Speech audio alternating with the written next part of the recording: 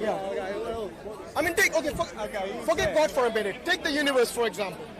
Do you think the universe, someone created the universe, or did it come into existence by itself?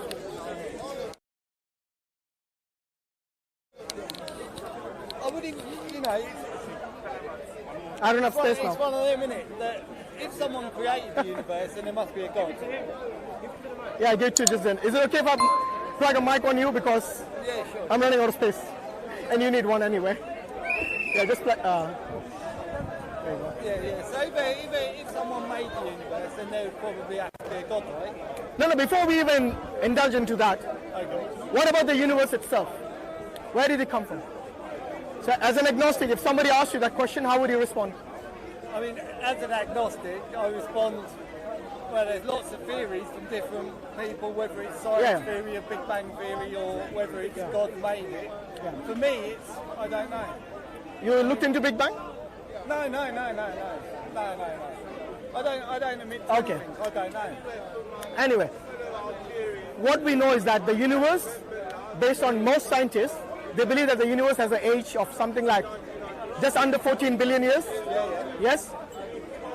That means that it had a beginning. Yes?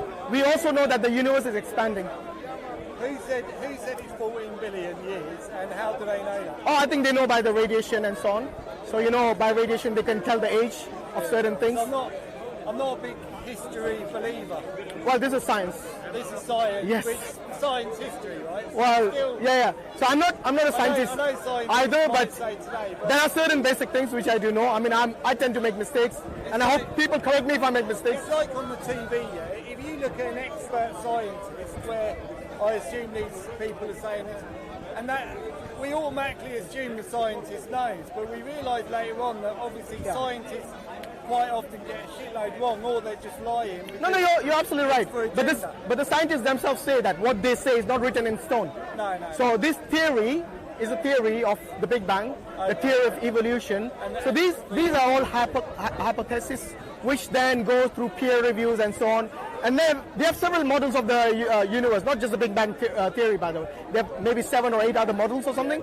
And they say that maybe this Big Bang theory is one of the most acceptable. They don't say it's never going to change.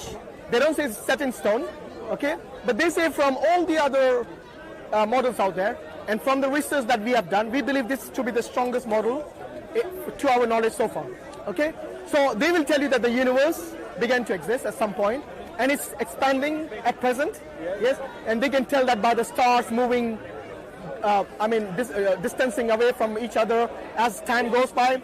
So they have all these observations by which they postulate these different theories. So science believe it goes infinite. They believe in infinity, don't they, scientists? No, infinity is a concept. Yeah. So they use these terms infinity in mathematics just for ease of modulation and for yes, it's to make certain formulas and models much more meaningful. So instead of them saying that it is eternal, which is more for theological terminology, they say infinity. Infinity means they don't know what's the last number. So if I ask you what is the last number, what is the greatest number, you'll say, well, numbers are infinite. Yes, because numbers are abstract. Yes? Numbers will always carry on. Yeah. There'll always be another number. So the largest number and the smallest number both are infinite. Yes? Whether you go this direction or this direction with a 0 in the middle, you will know that this is something which is infinite. For us to better understand this in a language, we use the term infinite so that we can all be on the same page. So it's for ease of understanding. So now going back to our question, what created God? I told you God by definition. You see, in order for the universe to exist, it needs a creator. It needs someone to bring it into existence. So in the Quran, Allah says about human beings that Allah asks us a hypothetical question. Who created you? Yes? Did you create yourself? Yes? Or were you created from nothing? Or did Allah create you? That means did someone create you? So now when I ask you, did you create yourself? Obviously you'll say no. If I told you did, you come from nothing, again you'll say no. Because nothing cannot give rise to something in any logical, scientific method of understanding, yes? Because nothing means the absence of everything. Nothing doesn't even exist. If something doesn't exist, how can it bring into existence something that does exist? So our reality exists, yes? Now this reality, for example, your consciousness is something which is immaterial. You cannot observe it under a microscope. Your consciousness is, you know you're alive. You are able to perceive the reality around you. You're able to perceive that you yourself exist. Now this comes from, it doesn't come from anything other than your consciousness. Now the scientists call this the hard problem of consciousness. That means they cannot fathom what it is. Because you see, science is limited in its ability to understand things which are metaphysical. Physical, yes, they'll tell you how, they'll explain things, how things come into being. But what they are not good at is something that they cannot observe, cannot simulate, cannot measure. Yes, and these things are consciousness. And within consciousness, there are things like your, for example, your emotions. We say it's the soul. Yes, as people of religion who believe in theology, we use the term soul. So your soul, everything is intrinsic to this. Your emotions, your ability to think, your intellect, your consciousness, all this. All this is within. And none of this, for example, if you ask a scientist, whom do you love more, your girlfriend or your mother? They won't be able to measure that, will they? Neither can they say, oh, you love them equally, because your love for your mom is different to that of your spouse or your girlfriend or whatever it is, yeah?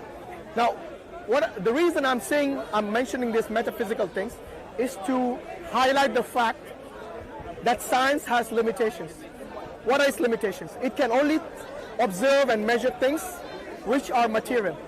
We call it this naturalistic belief. It's kind of a belief, yes. There are certain things that you have to believe, even though it might be like, for example, what happened, when did time originate and all these things, yeah? They say it happened at the Big Bang. Beyond that, we don't know what it is. So sometimes they speculate, yes?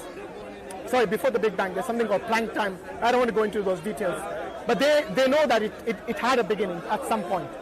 There was a point, they call it the singularity, at which this time began to exist and space began to exist, and then Big Bang came into, basically happened, and so on.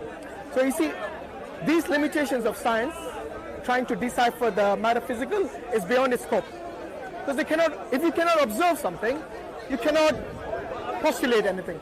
You cannot have any sort of hypothesis or any models or anything. And there are two other things which are very important in science. Without that, science is handicapped. Time and space. So you see, beyond the Big Bang, beyond the Planck time, they cannot fathom what happened before that. Yes? Because they don't have these two key factors, space and time. And without knowing these two, they cannot have any sort of formulas or hypotheses or theories or whatever. Did time exist before? We believe, yes. We believe, because you see, God, we believe that God himself created both time and space, in the sense that it is something which is in his control. Yes? Now, the reason I'm bringing you back to God is because that is where we enter the metaphysical realm, which science has no scope. No way. Basically, there's a boundary between them and the metaphysical. And all these things, things within yourself, they cannot observe. Things within themselves, like consciousness, they cannot tell you what it is. Let alone in the cosmos, which is very far away. You see what I mean? So, if they cannot even tell you and determine what actually, the very factors, the very, tools that they use in order to understand and discover and invent things, their intellect, they don't know where that came from.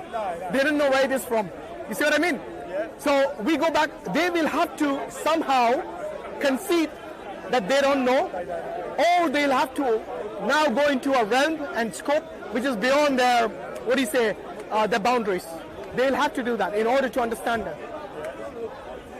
You see, in order for one to recognize the consciousness, you need to have consciousness in the first place. You see what I mean? That's why it's such a hard problem for them, because they cannot even fathom the thing which tells them that they exist and this reality exists.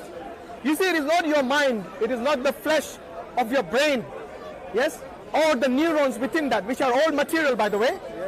It is what is beyond that even.